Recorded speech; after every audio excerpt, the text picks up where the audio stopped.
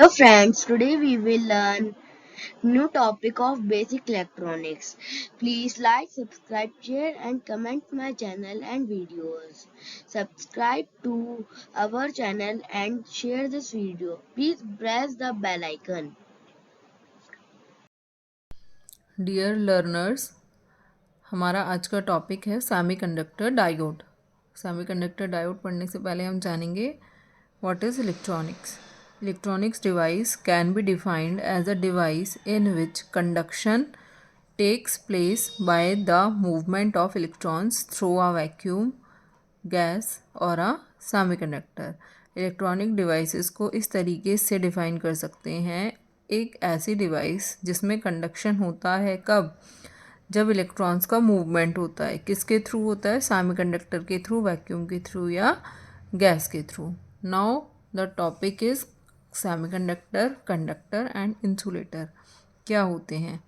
Insulator तो वो होते हैं जिसके अंदर हमारा इलेक्ट्रॉन्स मूव ही नहीं कर सकता, करंट फ्लो नहीं हो सकती, उनको हम बोलते हैं insulators. Example glass, would, mica, paper, ये सब हमारे किसके एग्जाम्पल्स हैं? इंसुलेटर के। इनके अंदर हमारी करंट फ्लो नहीं हो सकती। नेक्स्ट आता है कंडक्टर, जिसके अंदर हमारे इलेक्ट्रॉन्स आसानी से मूव कर सके, करंट आसानी से फ्लो कर सके, उन्हें क्या बोलते हैं? हम कंडक्टर बोलते हैं। उसके एग्जाम्पल क्या होते हैं आपके? कॉपर, आयरन, सिल्वर, ये सब हमारे किसके एग्जाम्पल हैं? कंडक्टर्स के। Now the semi conductors. Semi conductors क्या होते हैं? जो हमारी दोनों की प्रॉपर्टी रखते हैं, conductor as well as insulator, उनको हम क्या बोलते हैं? Semi conductor. It is the most important type of material. They have conduction properties which are between conductors and insulator. We can say that semiconductors are neither conductors nor insulator. ठीक है। अब semiconductor के examples. Semiconductor के mostly दो तरीके के use होते हैं। हमारे दो तरीके के एग्जांपल्स होते हैं, silicon and germanium. Okay, germanium का एटॉमिक नंबर होता है हमारा 32। अब इसको आप ब्रेक करेंगे तो बन जाएगा 2 8 18 4। लास्ट शेल में कितने इलेक्ट्रॉन्स बचे हमारे? 4 इलेक्ट्रॉन्स वैकेंट रहे। ठीक है, तो सेमीकंडक्टर की प्रॉपर्टी क्या होती है? बेसिकली जिसके लास्ट शेल में 4 इलेक्ट्रॉन्स बचते हैं वो हमारे सेमीकंडक्टर के एग्जांपल्स होते हैं। नेक्स्ट एग्जांपल है हमारा सिलिकॉन। सिलिकॉन का एटॉमिक नंबर है 14। ब्रेक करेंगे आप, होगा 2 8 4। लास्ट शेल में कितने इलेक्ट्रॉन्स बचे? 4 इलेक्ट्रॉन्स बचे। अब लर्नर्स, स्टूडेंट्स, ये क्वेश्चंस आपके एग्ज़ाम में आता है mostly. Why silicon is more widely used semiconductor material comparison to the germanium. Germanium के कंपैरिजन में आपने सुना होगा सिलिकॉन ज़्यादा यूज़ किया जाता है, राइट।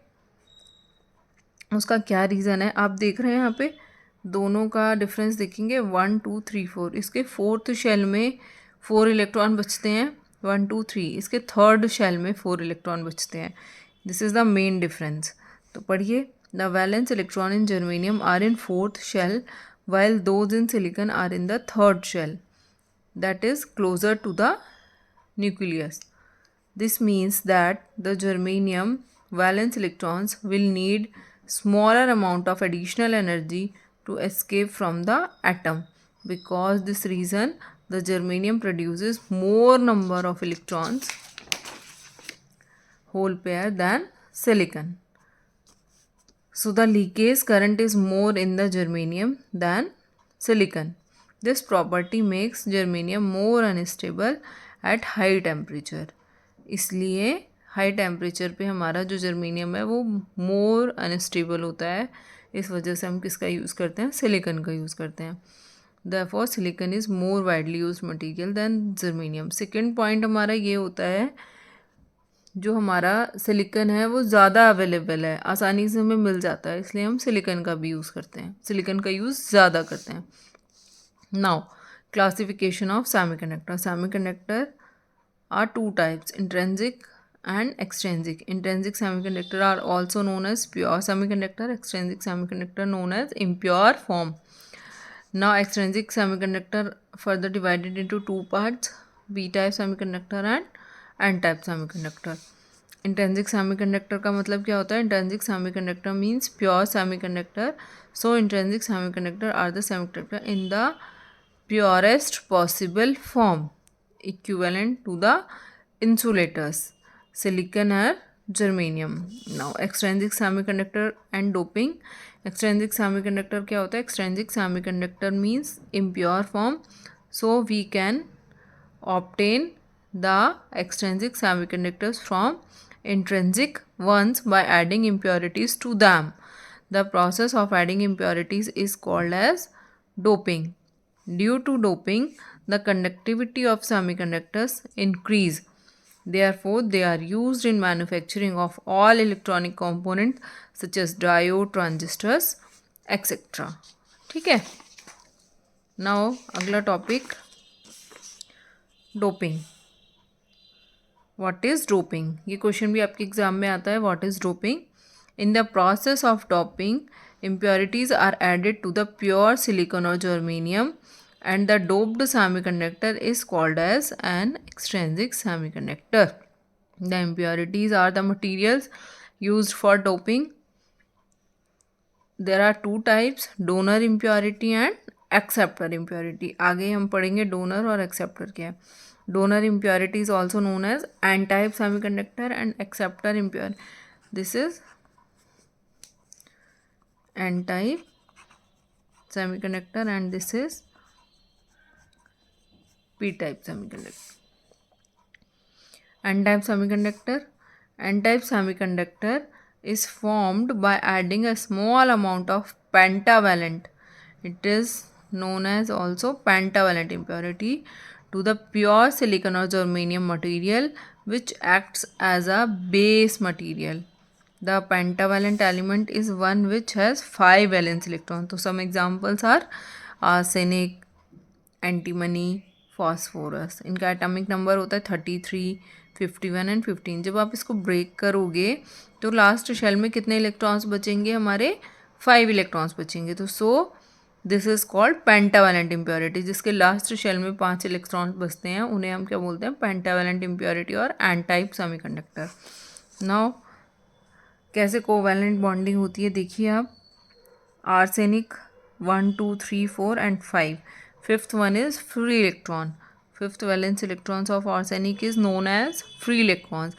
4 तो कोवैलेंट बॉन्ड हमारे सिलिकन के साथ बन जाते हैं बट एक हमारा क्या रह जाता है? फ्री इलेक्ट्रॉन्स रह जाता है. ठीक है. Next P type semiconductor. P type semiconductor is also known as trivalent impurity. ठीक है. It is formed by doping a pure germanium or silicon crystal with the trivalent impurity atoms. Trivalent का मतलब क्या है? The material having 3 valence electrons per atom are known as the trivalent material. Example हो गए boron, gallium, indium. And the atomic number of boron is 5, gallium is 31 and indium is 49. Now you will break then the last shell. 3 electrons will be vacant. कितने electrons बचेंगे? हमारे 3 electron बचेंगे. So this is known as trivalent impurity like this. देखिए यहाँ पर gallium हमने use किया तो 3 कोवैलेंट बॉन्ड हो गए बट एक ही जगह हमारी खाली रह गई तो ये होल क्रिएट हो गया. Hole created due to the incomplete bonding. ठीक है. Next some terms are used in extrinsic semiconductor. First is the doping. Addition of impurity atoms to intrinsic semiconductor crystal is called the doping and the impurity used for doping is called the dopant. Next, diffusion. The process of doping a semiconductor with impurities is known as a diffusion. Donor. Arsenic, antimony, phosphorus or any other pentavalent impurity used as dopant to produce an n-type semiconductor is called donor type impurity. Next, acceptor किसको बोलते हैं? जो accept करे. और अच्छे से भी explain करेंगे आगे जब हम देखेंगे.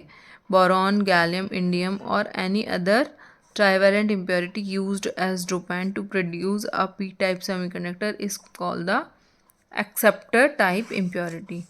Now, introduction of semiconductor die.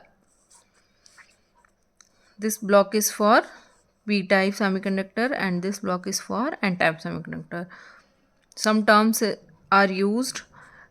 First, in p-type semiconductor, holes are the majority charge carriers and electrons are the negative and electrons are the minority charge carriers. ठीक है, दो तरह के चार्ज कैरियर्स होते हैं आपके. पहले तो mobile and immobile. Mobile and immobile. Mobile होते हैं हमारे जो मूव कर सकें, that is holes and electrons. ये हमारे क्या करते हैं, मूव करते हैं, तो इन्हें हम बोलते हैं मोबाइल. दूसरे होते हैं इमोबाइल, जो मूव नहीं करते, लाइक नेगेटिव एक्सेप्टर आयन और पॉजिटिव डोनर आयन्स. ये क्या होता है हमारे इमोबाइल, जो मूव नहीं करते हैं. अब आप कहेंगे कि ये माइनस साइन क्यों आया है, पी टाइप में तो पॉजिटिव आना चाहिए. दिस इज़ इमोबाइल्स, जो मूव नहीं करते हैं, और नेगेटिव साइन यहाँ पे शो कर रहा है, इसके पास इलेक्ट्रॉन्स की कमी है. नेगेटिव में है इलेक्ट्रॉन्स इसमें, और पॉजिटिव शो कर रहा है, इसके पास इलेक्ट्रॉन्स पॉजिटिव मात्रा में है. तो ये अपने इलेक्ट्रॉन्स क्या करता है, पी टाइप को डोनेट करता है. जिसके पास इलेक्ट्रॉन्स की कमी है, शो बाय नेगेटिव. जिसके पास इलेक्ट्रॉन्स ज़्यादा हैं, शो बाय पॉजिटिव आयंस. तो negative acceptor ions and positive donors ion, ये मूव नहीं करते हैं, ये अपनी जगह पर ही रहते हैं. मूव करते हैं होल्स एंड इलेक्ट्रॉन्स. ठीक है, तो पी टाइप अब आपसे पूछा जाएगा मेजॉरिटी माइनॉरिटी क्या होते हैं. पी टाइप के अंदर होल्स मेजॉरिटी होते हैं और इलेक्ट्रॉन्स हमारे माइनॉरिटी होते हैं. एन टाइप के अंदर हमारे इलेक्ट्रॉन्स मेजॉरिटी होते हैं एंड होल्स हमारे माइनॉरिटी होते हैं. ठीक है, नेक्स्ट, ये सब वही लिखा हुआ है जो मैंने आपको बता दिया. जब हम पी टाइप और एन टाइप सेमीकंडक्टर दोनों को आपस में मर्ज कर देते हैं तो वो बन जाता है हमारा P N junction. Next topic is P N junction. और पी टाइप एन टाइप मिलके हमारा क्या बनता है, डायोड बनता है. जब हम पी टाइप और एन टाइप दोनों को आपस में मर्ज कर देते हैं तो हमारी एक डिप्लीशन लेयर फॉर्म होती है बीच में.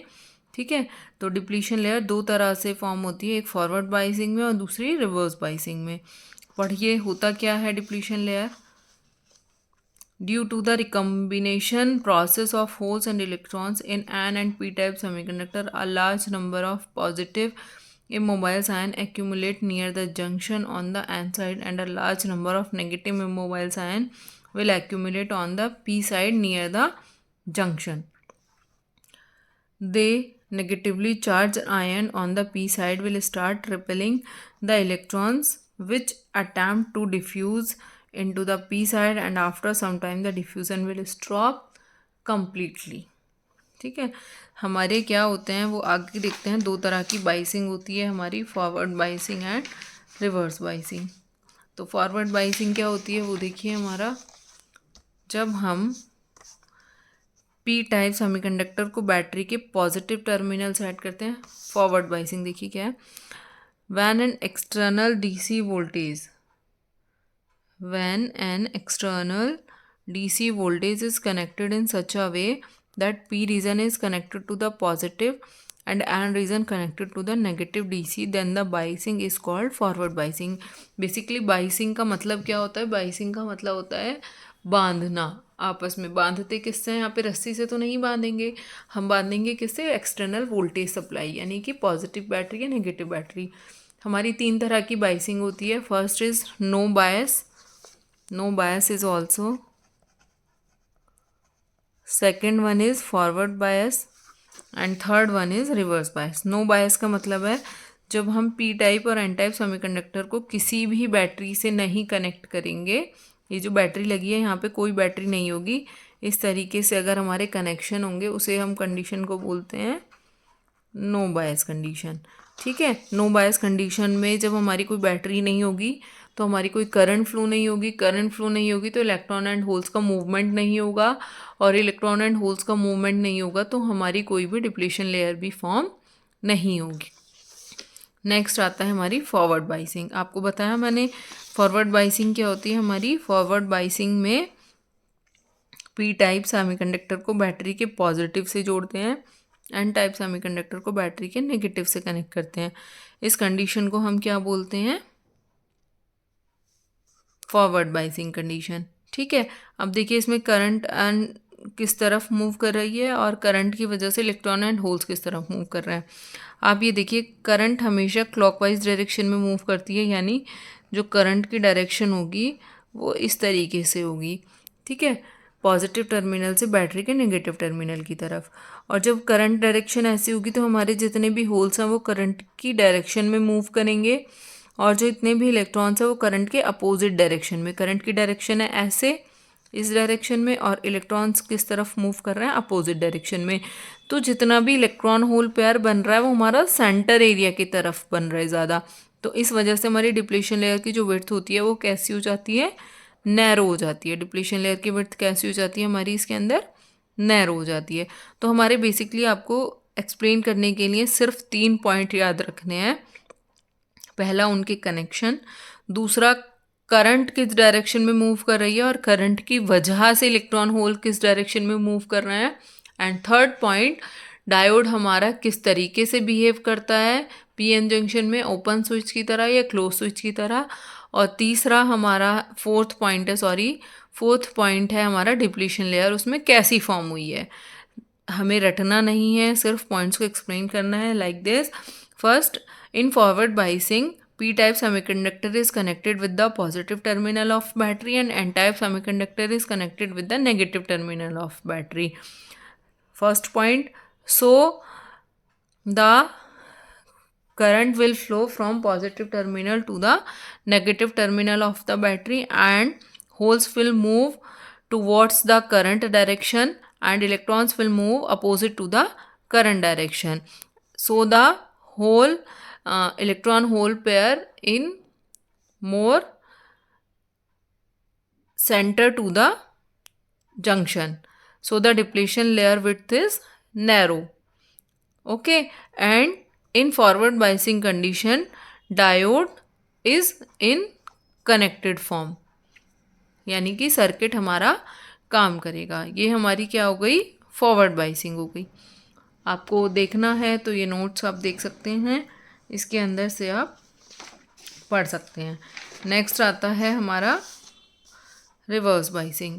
रिवर्स बाइसिंग में क्या होता है, देखिए, रिवर्स बाइसिंग में when P type is connected with the negative terminal of battery and N type connected with the positive terminal of the battery, again current positive से नेगेटिव की तरफ मूव करेगी। तो हमारा देखिए क्या होगा, करंट जब पॉजिटिव से नेगेटिव मूव करेगी तो करंट की डायरेक्शन तो इस तरीके से होगी, और आप देख रहे हैं इलेक्ट्रॉन्स करंट के अपोजिट मूव कर रहे हैं, और होल्स हमेशा करंट के साथ मूव करते हैं। करंट डायरेक्शन ये है तो होल्स की डायरेक्शन भी इस तरफ होगी।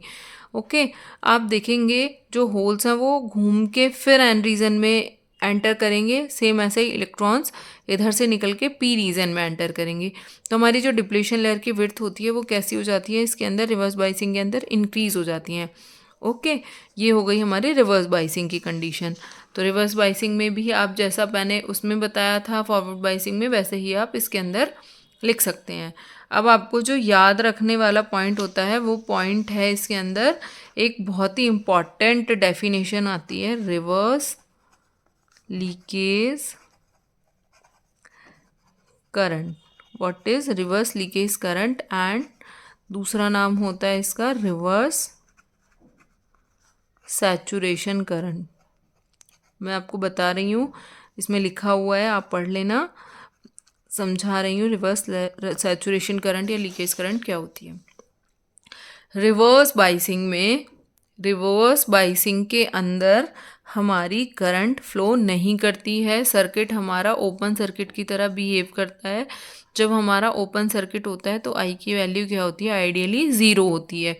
बट प्रैक्टिकली अगर हम पी टाइप और एन टाइप डायोड की बात करें, पी एन जंक्शन डायोड की बात करें, पी एन डायोड की बात करें, तो हमारा पी टाइप के अंदर आपको पता है कुछ ना कुछ होल्स तो, मतलब होल्स तो मेजॉरिटी होते हैं, बट कुछ ना कुछ हमारे इलेक्ट्रॉन्स भी होते हैं माइनॉरिटी। ऐसे ही एन रीजन के अंदर इलेक्ट्रॉन्स तो मेजॉरिटी होते हैं बट सम होल्स भी होते हैं। तो आप देख रहे हैं इन इलेक्ट्रॉन एंड इन होल्स की वजह से बहुत ही स्मॉल करंट फ्लो करती है, जो due to minority charge carriers जो करंट सर्किट के अंदर फ्लो करे रिवर्स बाइसिंग में, उस करंट को क्या बोलते हैं हम, रिवर्स सैचुरेशन करंट या रिवर्स लीकेज करंट। दोबारा सुनिए, आइडियली रिवर्स बाइसिंग कंडीशन में आई की वैल्यू 0 होती है, बट कुछ ना कुछ माइनॉरिटी चार्ज कैरियर्स होते हैं। पी रीजन के अंदर वो होते हैं इलेक्ट्रॉन्स एंड एन रीजन के अंदर होते हैं होल्स, जो कि फॉरवर्ड बाइसिंग की तरह काम कर रहे हैं। तो इन माइनॉरिटी चार्ज कैरियर्स की वजह से जो सर्किट के अंदर करंट फ्लो कर रही है, स्मॉल करंट, बहुत ही मिनिमम करंट, उस करंट को क्या बोलते हैं हम लोग?